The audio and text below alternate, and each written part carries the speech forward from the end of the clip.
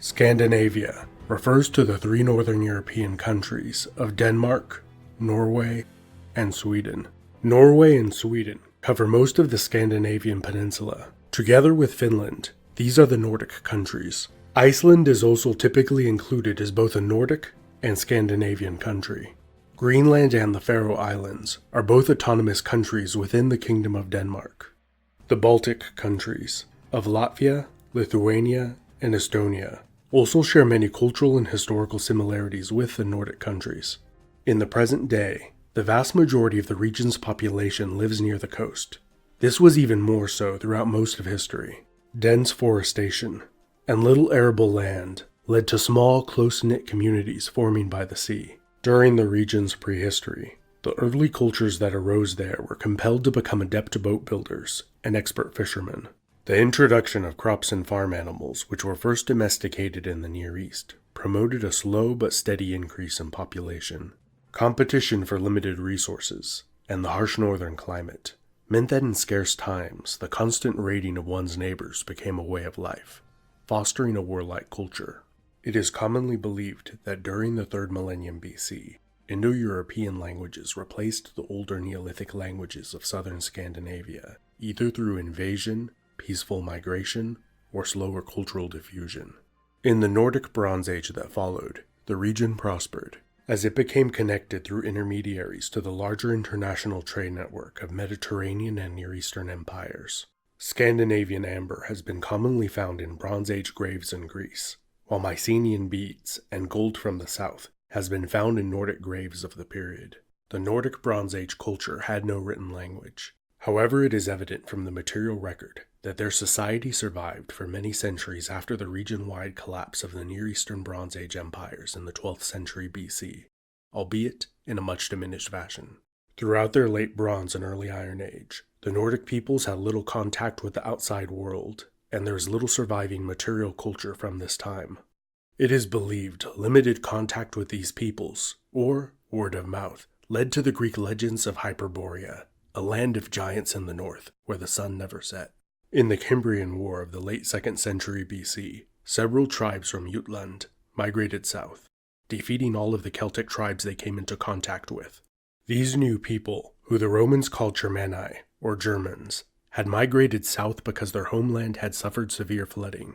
The Germanic tribes decisively defeated the Romans in their first 3 major battles with each other. Rome suffered the heaviest losses it had since the Punic Wars with Carthage. The Romans were able to regroup and decisively defeat the Germans. As the Romans defeated, slaughtered, or enslaved the Celtic tribes in what is now France, Germanic tribes from what is now Denmark defeated the Celts and consolidated their control over the territory north of the Roman Empire. For many centuries, the Romans held these tribes at bay, with an extensive network of fortifications and garrisoned troops.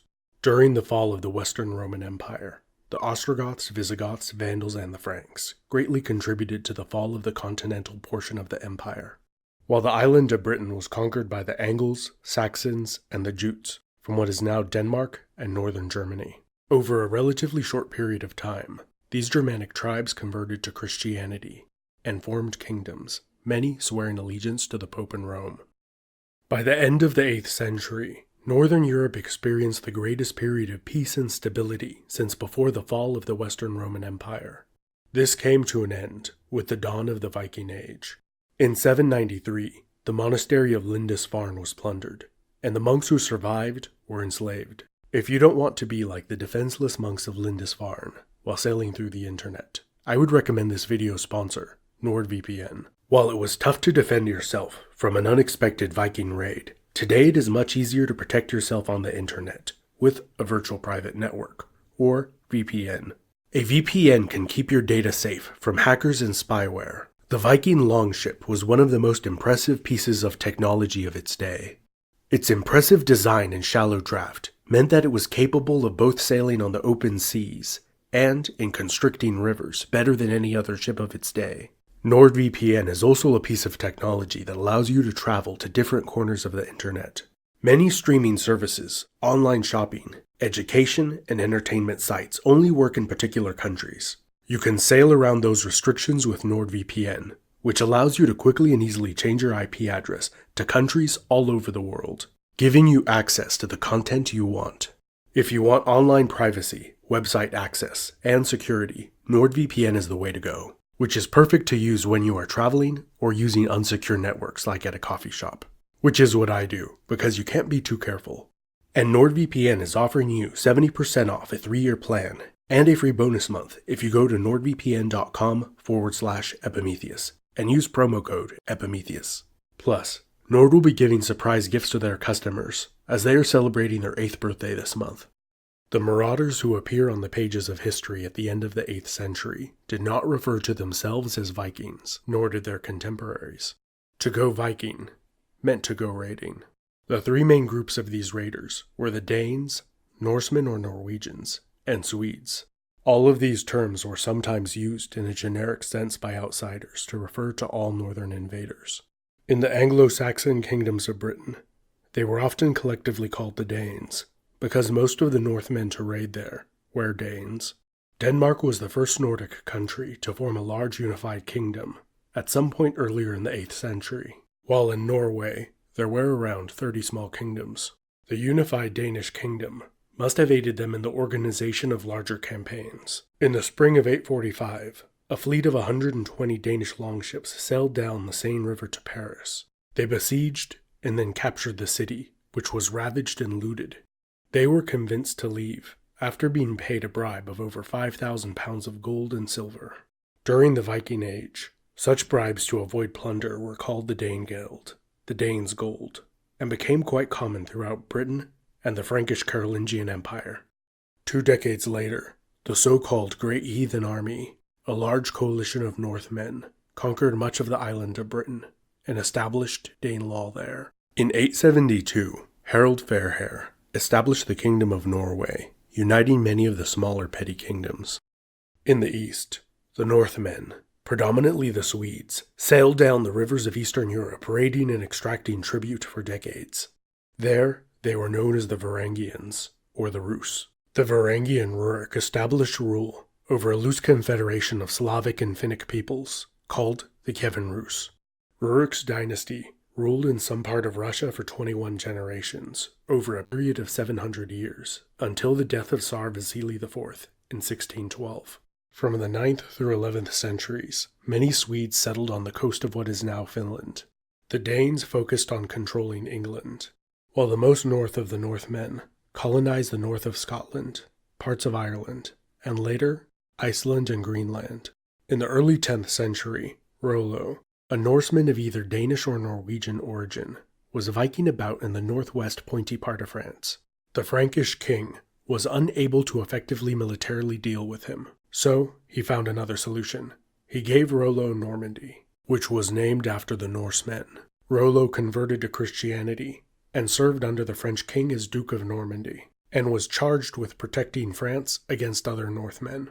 Rollo's Francisized, French-speaking descendants were the Normans. During the early 10th century, the last Anglo-Saxon kingdom, Wessex, drove out the Danes and became the unified country of England for the first time.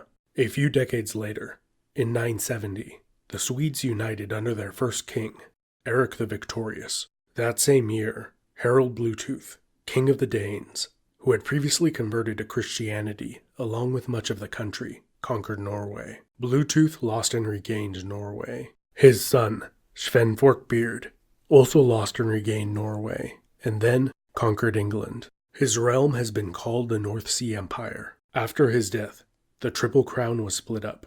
A few years later, his son Canute managed to unite all 3 crowns again, after a decade of constant war in both England and Scandinavia. After Canute's death, all 3 kingdoms split again. Magnus the Good of Norway peacefully claimed the crown of Denmark as the result of a very good deal he had made. His brother, Harald Hardrada, succeeded him as King of Norway. Harald had previously worked as a mercenary for the Grand Prince of the Kievan Rus, and then worked many years for the Eastern Roman Empire. He became commander of the Varangian Guard and campaigned throughout the Mediterranean. In 1066, both Harold and then William, Duke of Normandy, invaded England.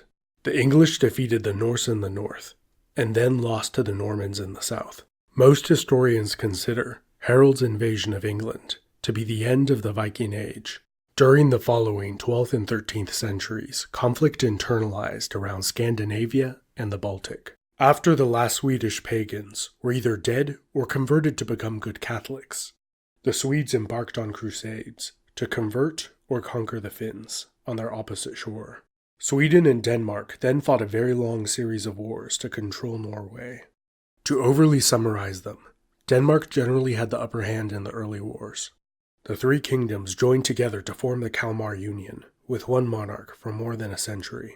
The Kalmar Union was not really united, and fought wars with itself. In 1523, Sweden officially split up with the Kingdom of Denmark-Norway, ending the Kalmar Union. Sweden generally had the upper hand in the later wars of the 16th and 17th centuries. Under the brilliant military tactician, Gustavus Adolphus, Sweden invaded the Holy Roman Empire during the 30 Years' War. The Swedish army had great success in aiding the German Protestants. Gustavus Adolphus died in a major battle where his army was victorious. The Swedish were later defeated by the Spanish, who were supporting the German Catholics. The remaining Swedes withdrew to northern Germany for the remainder of the war. Sweden then resumed fighting more wars with Denmark, and also entered into a series of wars with Poland and Russia. In the Great Northern War, pretty much all of Sweden's neighbors went to war against it. The Swedish king, Charles XII, initially had a great deal of success, until he marched on Moscow. Things went downhill from there, and the Swedes eventually lost the long war. Russia established itself as a major power, while Sweden went into decline. During the Napoleonic Wars, Russia annexed Finland from Sweden. In the aftermath, Sweden received Norway in a trade with Denmark. Sweden still had to fight a war with Norway to compel them into unifying. Throughout the 19th century, a large portion of Norway's population left the country. They predominantly resettled in the United States, particularly Minnesota and Wisconsin. In 1905, Norway became independent. Finland was able to gain its independence in 1917 as a result of the Russian Revolution. During the Great War, the Nordic countries were able to maintain neutrality.